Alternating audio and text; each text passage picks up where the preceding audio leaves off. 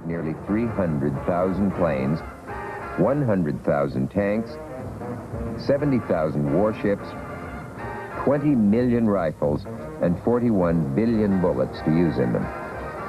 And if you think that meant that almost no non-military goods were being produced, well, think again. Amazingly, at no time during the war did war production account for more than 40% of the gross national product. With millions of men joining the armed forces, women became a large part of the nation's working force. Soldiers without guns, the posters called them, and before 1942 was even half over, more than 750,000 women had volunteered for defense work. All the day long, whether rain or shine, she's a part of the assembly line. She's making history, working for victory. Rosie, the riveter, when they gave her a production knee, she was as proud as a girl could be.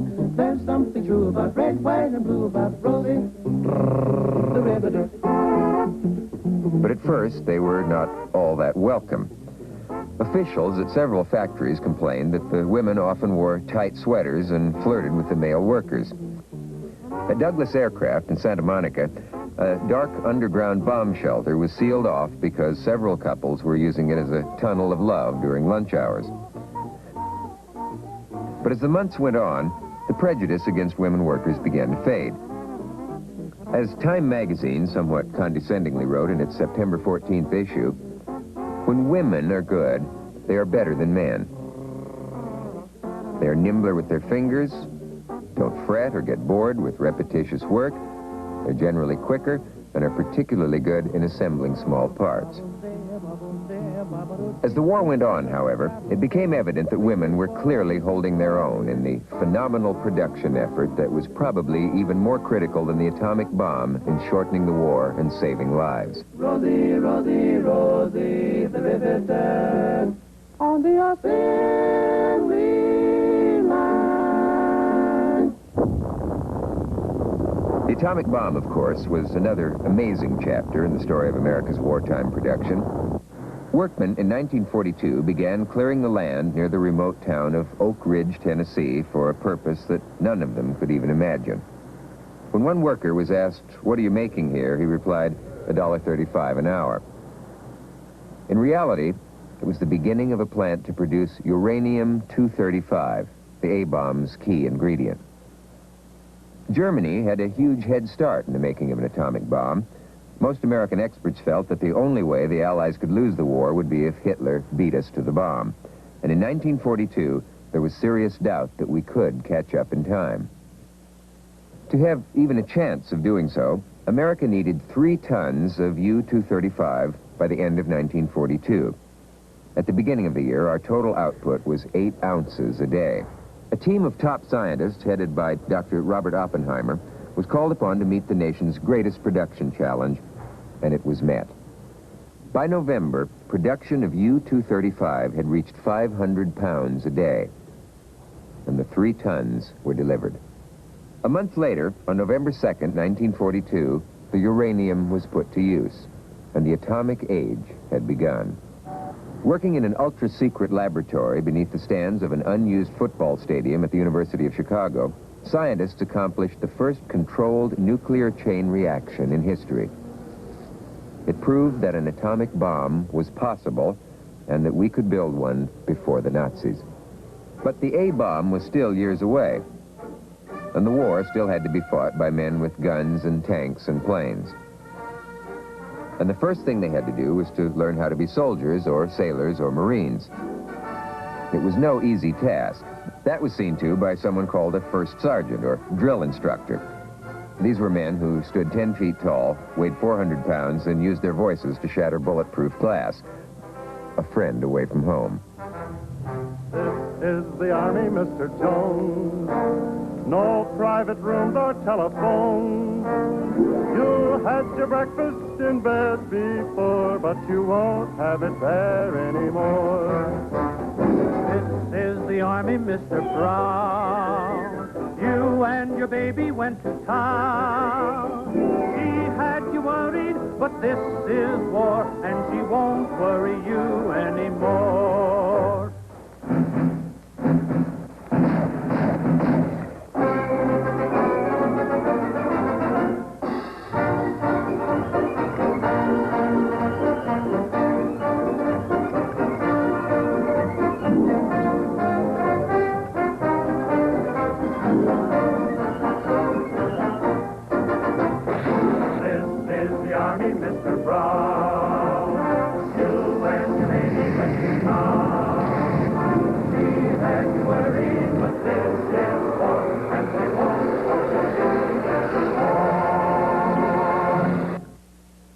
the ordeal was over, you were officially a GI, standing for government issue.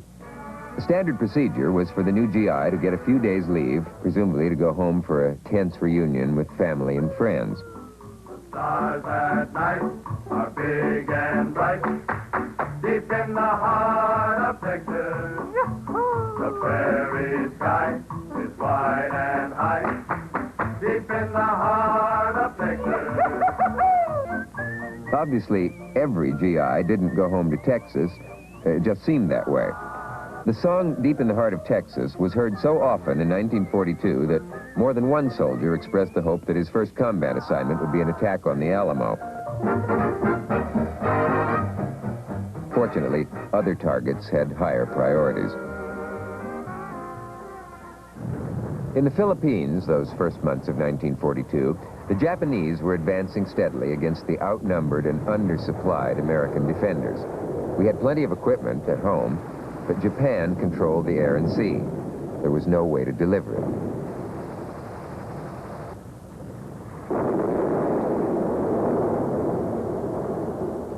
Finally, the American forces were driven to a small peninsula south of Manila known as Bataan. The situation was hopeless. On March 11th, President Roosevelt ordered the American commander, General Douglas MacArthur, to be evacuated by a PT boat that sneaked through the Japanese fleet at night. As he left, MacArthur vowed, "I shall return." The rest of the American force, 76,000 American and Filipino soldiers, were forced to surrender less than a month later. It was the worst defeat in American history. And what came next was even worse. On April 9th, the Japanese decided to move their 76,000 prisoners to a prison camp 55 miles away, on foot, virtually without food through the sweltering jungle.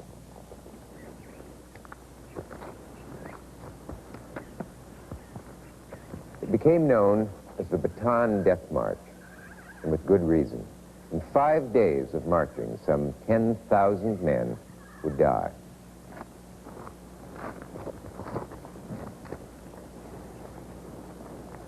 One of the survivors was a 21-year-old Army Air Corps sergeant named Ralph Levenberg, and Ralph Levenberg is standing beside me now. The one thing that everyone says about the Bataan Death March, who was there apparently from my reading, is that there's no way you can convey to anyone what it was like. Could you try with the one or two vivid images that stick out in your mind, in your memory? I can say this, that there is no more traumatic experience that a human being can go through than the loss of one's freedom. You lose your family, you lose your fortune, you lose your house. You can lose almost anything, but when you lose your freedom, this is a trauma which is non-explainable in words. Nothing prepares you for that. No. What about the brutality, the images of torture, the horrible fact that you came back, I think, weighing 72 pounds? There's no way to really make people believe the atrocities that were perpetrated on the death march and throughout our prison imprisonment really is believable, because human beings just don't believe that other human beings can be this way. Yeah. On the march, for instance, one of the famous ones was to get us in front of an artesian well after we had had no water, and not allow us to have the water. And those who just couldn't resist would rush toward the wells, and they drank their last. They were either bayoneted or shot, or both. Or beheaded in some Or cases. beheaded in some instances. What was the point of all this nightmare brutality? I think the Japanese had, for eons, been referred to and looked upon as the little man in the world. Now they had the upper hand. Right now they had the upper hand, and they had become superior. They were not used to this type of situation. And also, we were not prisoners of war per se, we were captives. So you saw your colleagues starved, killed, ridden to death, underfed, horrible things. There's one image in your book when you were riding in a truck that you said sticks in your mind more than anything else, I think. You were crossing a road and there was something in the road. Yes, this is the most vivid memory that I have of the Death March, and that is of the outline of a body in the road that had been driven over so many times by tanks and or trucks that it was just the outline of the body. And the memory that I have is that this thing was still reaching out, asking for help from us, and of course we couldn't do anything about it. Can any of us who have only seen Hollywood movies have any image of what it was really like? No, no. The only, the movie that I recall that came closest to depicting what prison life under the Japanese was The Bridge on the River Kwai. This was truly a one part of what happened while we were prisoners. None of the John Wayne movies did it for you? Not really. Do you hate the Japanese as a race? Oh, no. No, I have no animosity toward anyone because of his race or color or creed. I don't do anything to enhance the economy of the Japanese. I help build many of the factories that are there today. But, ironic, isn't it? But I don't. No, that would just, I think, worsen the emotional problems that we have. I've heard that the bodies of the Bataan Death March survivors would appear medically to be 20 years older than they actually are. That the body appears to be that of a man 15 to 20 years old. I had an orthopedic surgeon tell me when I was 47 years old that I was in damn good shape for a man 67 years old. And I told him that I was only 47, and he smiled and he said, "Yes, I know, I read your record, but those of you who have gone through this malnutrition, this starvation, your bodies have aged between 10 and 20 years beyond your years." And it's true.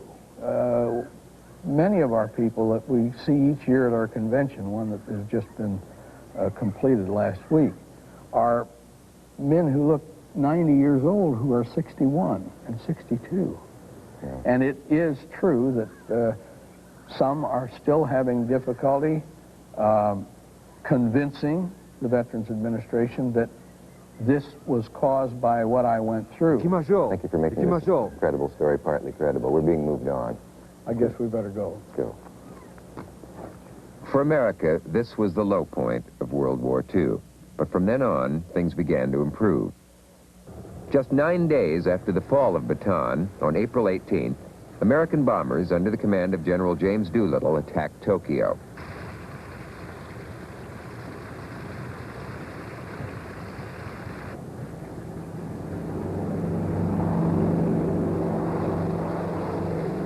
Taking off from an aircraft carrier, the planes staged the raid that the Japanese believed was impossible.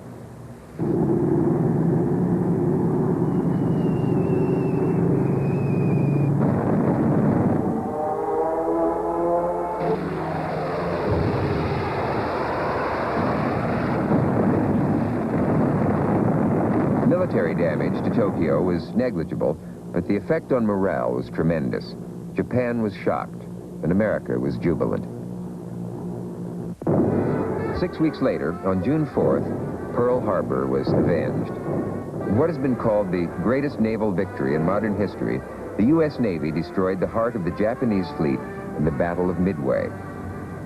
4 Japanese aircraft carriers, all of which had launched planes against Pearl Harbor, were sunk, along with several other ships. Over 300 planes were shot down, and 3,500 enemy sailors were killed. The Americans lost 1 carrier, the Yorktown, and about 300 men. The victory at Midway turned the tide in the war against Japan. Our supply lines were now open, and soldiers and Marines could now begin their so-called island hopping toward the Japanese homeland. The first, and perhaps the bloodiest of these battles, came in August on a small island called Guadalcanal.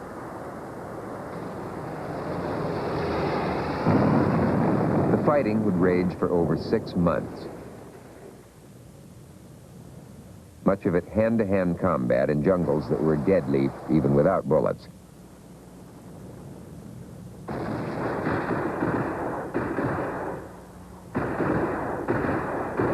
The sick would outnumber the wounded, and nearly 5,000 Americans, most of the Marines, would die on the godforsaken island of Guadalcanal.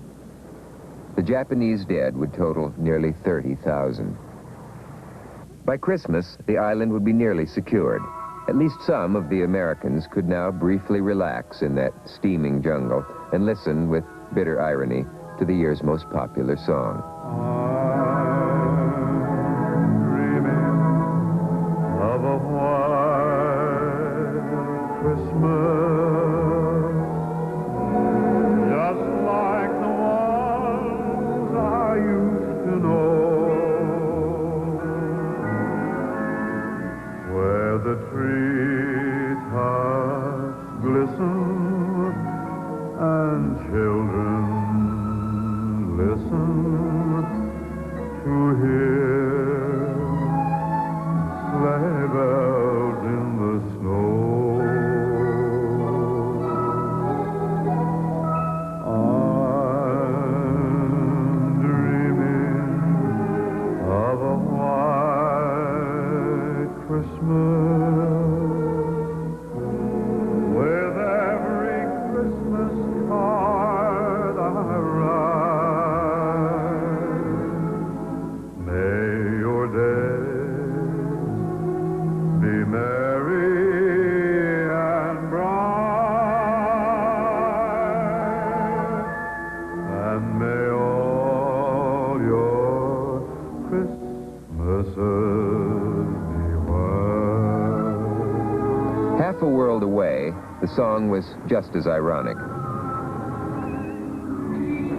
On November 7th, American troops under General Dwight David Eisenhower invaded North Africa, in the first American move against Hitler. The invasion was part of the attempt to drive German General Erwin Rommel, known as the Desert Fox, from the shores of Africa. Actually, Rommel had already been stopped by British General Bernard Montgomery at the Battle of El Alamein.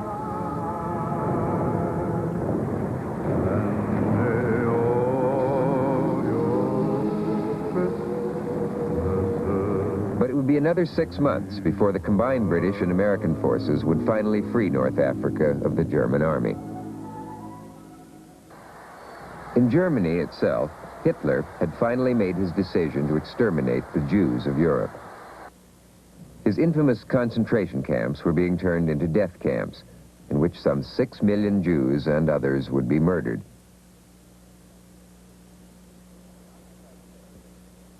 In occupied Paris, some 30,000 Jews were rounded up on July 16th and sent to death camps.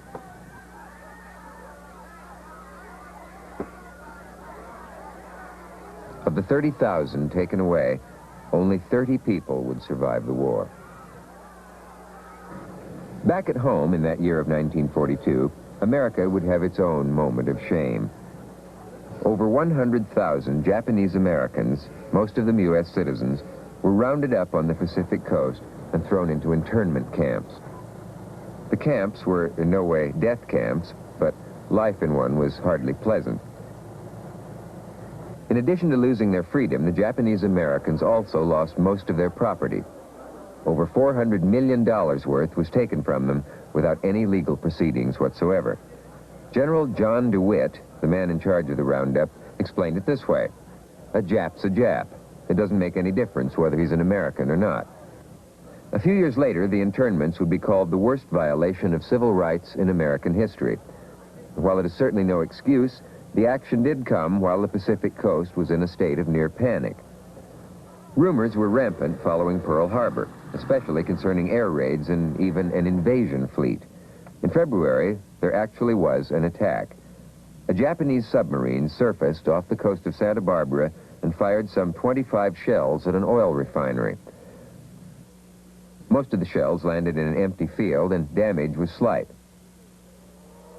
And just a few days later, The pre-dawn quiet of Los Angeles was shattered by the wailing of air raid sirens and the crack of anti-aircraft fire. What was reported as a large formation of enemy planes was supposedly attacking the city. For almost 2 hours, anti-aircraft guns fired some 1,500 rounds into the Los Angeles sky, which was actually quite empty. The only damage came from falling shell fragments which damaged structures and injured a few citizens. On the East Coast, the panic was far less, but the danger far more real. Packs of German U-boats were sailing the East Coast within easy sight of land and sinking just about any American tanker they wanted to.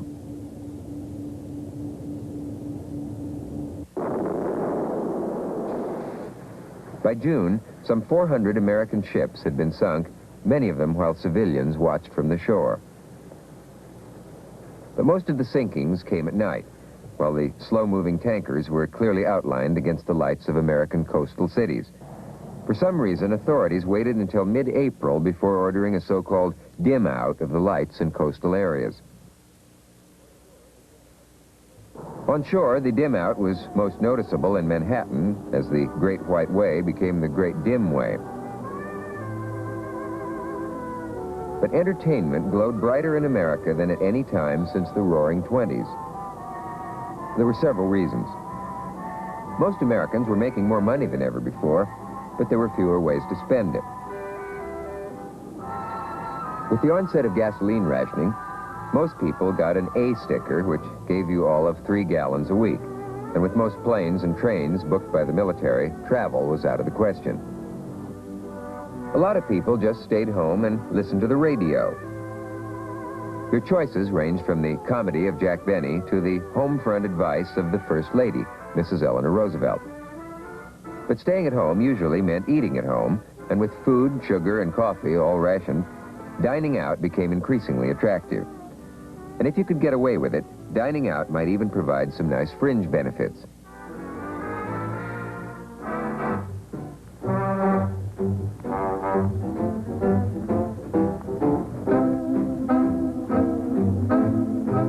And to top it all off, there was a kind of eat, drink, and be merry for tomorrow we die philosophy, a philosophy that wasn't entirely inaccurate. So, from the Palladium in Hollywood to Roseland in New York, nightclubs and big bands were having their finest hour. And one of the swinginest of all places was New York's famous Stage Door Canteen. American servicemen were entertained by the top names in show business every night. Unfortunately, the nightclub boom was not without its price. On the night of November 28th, a more-than-capacity crowd of between 800 and 1,000 merrymakers jammed themselves into Boston's popular Coconut Grove nightclub. Midway through the evening, a busboy accidentally burned some decorative paper, and within minutes, the club was engulfed in flames. Nearly 500 patrons would be burned or trampled to death in the worst fire in recent American history. But in 1942, violent death was becoming commonplace, and the Boston fire did little to dampen America's enthusiasm for party time.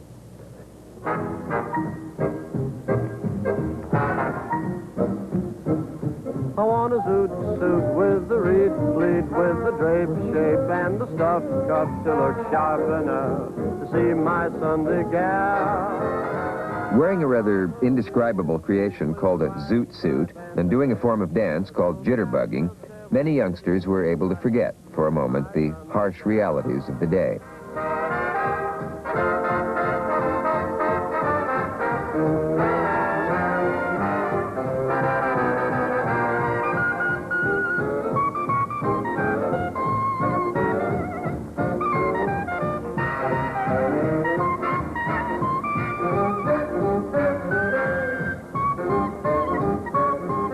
Fortunately, the zoot suit became one of the casualties of the war.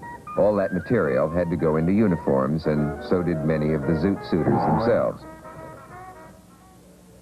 Women's fashions, too, were affected by the shortage of materials. Frills went away, and skirts got shorter, and nobody seemed to mind. And a hit song of 1942 asked the obvious musical question. Who wouldn't love you? Who wouldn't care? You're so enchanting, people must stare. You're the dream that dreamers want to dream about. You're the breath of spring that lovers gad about or mad about. Who wouldn't love you? Who wouldn't buy the west side of heaven if you just winked your eye? You're the answer to my every prayer, darling. Who wouldn't love you? Who wouldn't care?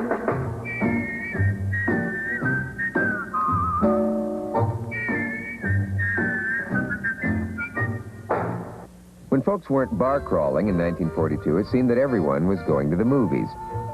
Even more than during the Great Depression, when movies were the great escape. Each and every week, an average of 85 million people went to a motion picture. That's 60% of the total population. It wasn't easy for Hollywood to keep up with this staggering demand. Because of their importance to morale, both at home and overseas, the movies were considered to be an essential war industry, meaning that draft deferments were available to certain workers.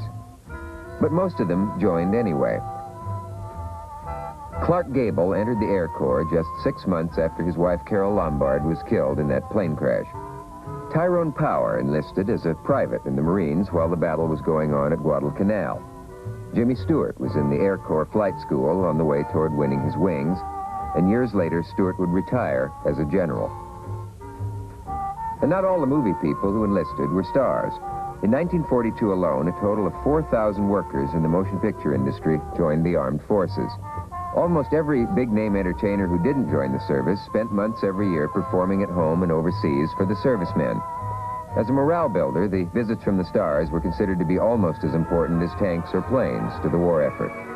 Despite the loss of talent on both sides of the camera, Hollywood kept cranking out its films. And perhaps one of the reasons that attendance was so high was that some of the pictures were true classics. Casablanca, with Humphrey Bogart and Ingrid Bergman, was perhaps the most enduring film of the decade. Bob Hope and Bing Crosby did what was probably the best of their road pictures in 1942, The Road to Morocco. Joseph Cotton and Anne Baxter starred in Orson Welles' film The Magnificent Ambersons. Fred Astaire and Bing Crosby sang the songs of Irving Berlin in Holiday Inn, and Crosby's recording of White Christmas remains the largest-selling single record ever released.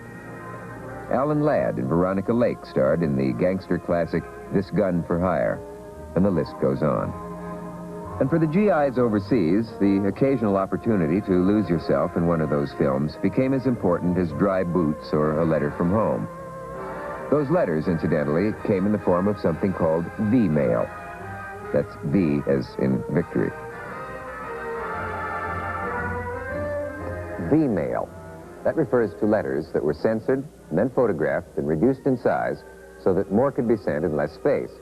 And just sorting the millions of letters that went to troops overseas every day became a major task for the armed forces, and V-mail letters like this made the job a lot easier.